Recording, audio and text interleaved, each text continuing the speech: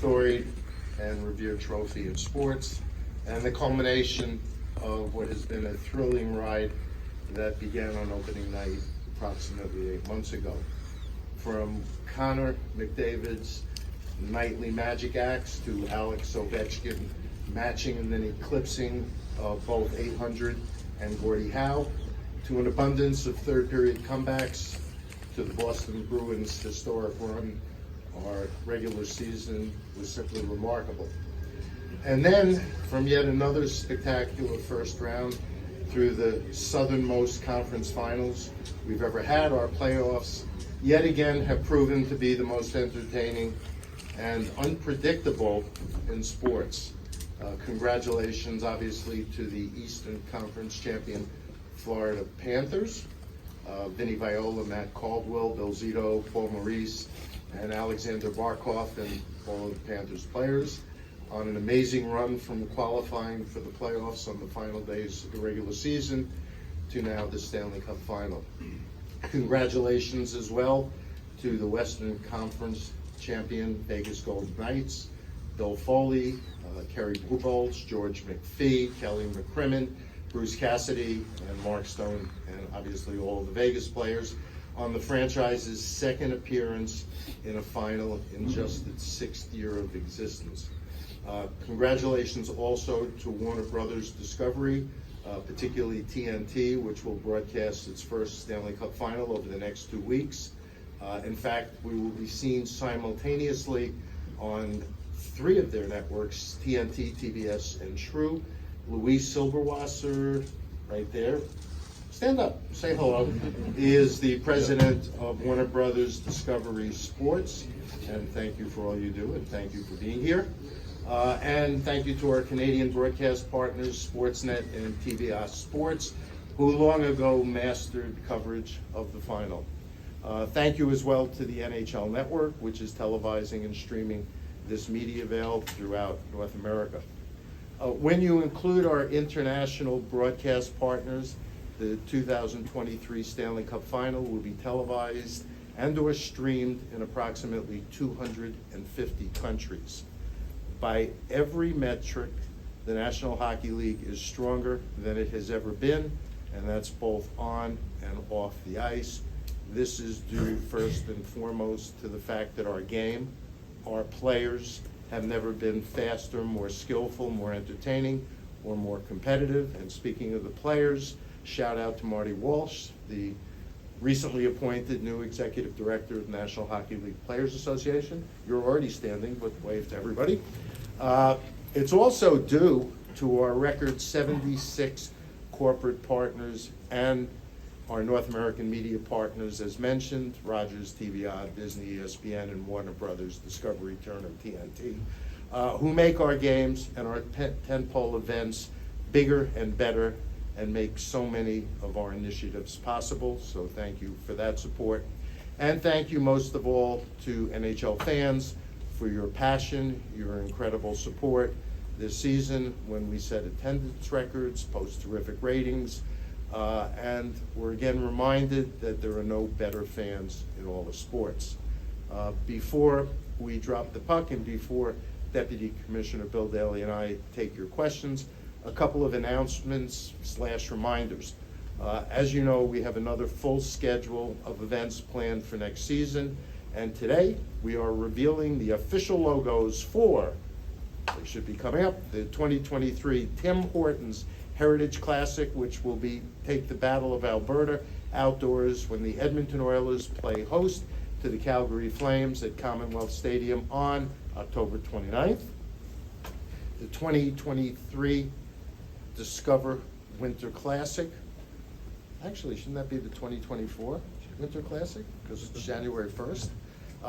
Which I'm going to have to talk to somebody about that, which will be played at T-Mobile Park in Seattle on January 1st when the Kraken play host to the Vegas Golden Knights, matchup of the 2 most recent expansion teams. Toronto will host the 2024 All-Star Weekend and the 2024 Honda All-Star Game, which will be played on February 3rd at Scotiabank Arena. And with the weekend taking place in Toronto, we're thrilled that our partner Rogers has taken and is taking a presenting partnership for the game in Canada. And while we don't yet have a logo, we will be doubling the fund of our annual Navy Federal Credit Union Stadium Series when we head to MetLife Stadium in East Rutherford, New Jersey next February for 2 games. On Saturday, February 17th, the New Jersey Devils will play host to the Philadelphia Flyers. The next day, Sunday, February 18th, the New York Rangers will play the New York Islanders. More details, including game times, broadcast information, and ticket information, will be coming soon. And NHL executives Steve Mayer and Dean Matsuzaki are available during the final to answer any questions you may have about that event. Of more immediate interest with respect to our off-ice events, we are thrilled that on June 25th, music superstar and avid hockey fan and dedicated hockey dad, Dirk Bentley, will host the NHL Awards in Nashville.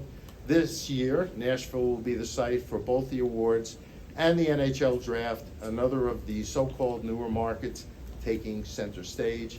And with that, Bill and I will be delighted.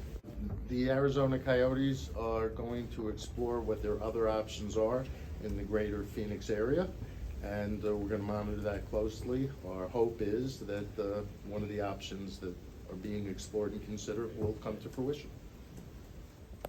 It's a terrific market. There are a lot of sports fans there. It's a growing market. It's one of the larger markets in North America. And I think the club, and by implication its fans, have been in situations that have been unfortunate, and maybe they've been a little bit of a victim of circumstance. And so if we can make something work, we're at the stage now where the league, ownership, our teams are strong. We're in a better position to resist moving than maybe we were 20 or 30 years ago. And we want to make sure we explore all options at this stage of where we are before we would consider having to relocate a club, and I'm hopeful we won't have to. We fit the fourth of the criteria I laid out. I think it's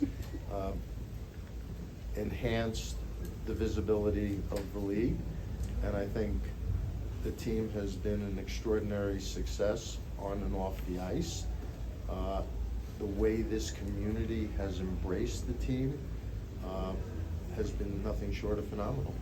I think this team is the darling of Vegas, particularly for the full-time residents that live here, who were craving something that would confer major league status on what was the largest major league city without a major league team.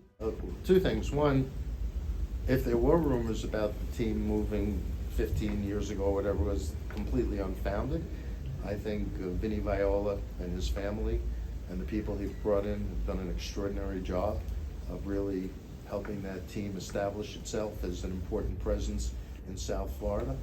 And we're grateful for his ownership and all he's done and all that he's invested. Vinny doesn't do anything halfway, and he's all in emotionally, financially, giving the club the support it needs, and it's great to see. You have another second row, Michael. Bill, Michael Russo again. What is this? What is the league's involvement in investigating the Chushkin incident, and what is his status in terms of next season? I mean, there's no ongoing investigation of the Chushkin incident. We know exactly what happened. It was handled appropriately, both at the club level and I think at the league level. And he's eligible to play in a league. I think we've been consistent in saying that expansion is not on the top of our priority list. But you know, the good news is that there are a lot of people who are interested in owning NHL franchises in a lot of different markets.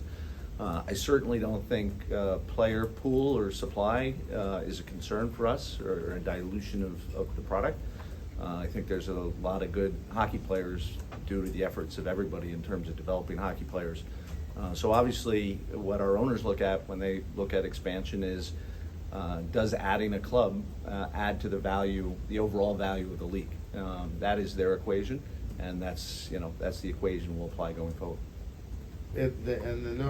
Yeah, I agree with what Bill said, but we've always, my quotes over the years are, you look at market, you look at ownership, you look at arena, and you look at, does it make the league stronger?